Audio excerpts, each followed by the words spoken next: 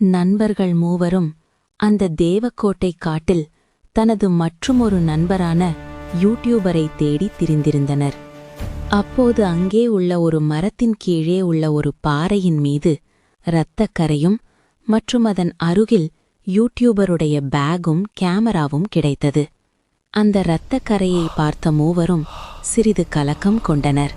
பின்னர் யூடியூபருடைய பொருட்களை எடுத்துக்கொண்டு இன்னும் உள்ளே சென்றனர். அங்கே உள்ள காட்சியை பார்த்து சிறிது அதிர்ந்தே போயினர் மூவரும். அந்த காட்டிற்கு உள்ளே ஒரு அழகான அருவியும் அதை சுற்றி பூந்தோட்டமுமாய் காட்சியளித்தது. நண்பர்கள் மூவரும் கலக்கம் கொண்டு திரிந்து கொண்டிருந்த சமயத்தில் இந்த காட்சி கொஞ்சம் ஆறுதலாய் இருந்தது. திடீரென்று அங்கு ஒரு கொலுசொலி கேட்டுக்கொண்டிருந்தது. விஜய் மற்றும் நிதீஷ் சுற்றி சுற்றி பார்த்தபோது தூரத்தில் ஒரு பெண் அழகோவியமாய் வந்து கொண்டிருந்தாள். நண்பர்கள் மூவருக்கும் சற்று ஆச்சரியமாய் இருந்தது. எப்படி இவள் தனியாக இந்த இருண்ட காட்டில் சுற்றி கொண்டிருக்கிறாள் என்று கேள்வி எழாமல் இல்லை. அப்பெண் இவர்கள் அருகில் வந்தவுடன் விஜய் அப்பெண்ணின் அழகில் சற்று மிரடு தன் போயினான். அப்பெண் இவர்களை பார்த்து, நீங்கள் யார், இங்கு என்ன செய்து கொண்டிருக்கிறீர்கள் என்று கேள்வி எழுப்பினாள். அதில் தேவ் தான், இங்கு எனது நண்பனை காணவில்லை, அவனை தேடிதான் வந்துள்ளோம் என்று பதில் கூறினான்.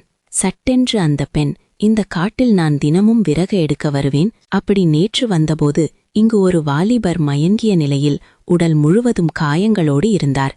தான் அந்த வாலிபருக்கு முதலுதவி செய்து பார்த்து கொண்டிருப்பதாக கூறினாள். இங்கு நண்பர்களுக்கு மிகுந்த சந்தோஷம். தங்களின் மற்றுமொரு நண்பருக்கு சில காயங்கள் தவிர உயிரோடு இருக்கிறார் என்பதில். உடனே அவர்கள் தங்களும் அவளோடு வருவதாக கூறினார்கள்.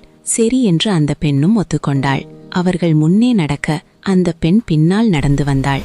ஆனால் அவள் முகம் ஒரு வினாடி கோரமாய் மாறி எழனா சிரிப்புடன் தான் நினைத்த காரியம் விரைவில் நடந்தேறிடும் என்று நினைத்து மீண்டும் பழையபடி அழகியாய் உருமாறி அவர்களுடன் சென்றாள். அவள் பெயர் சந்திகா.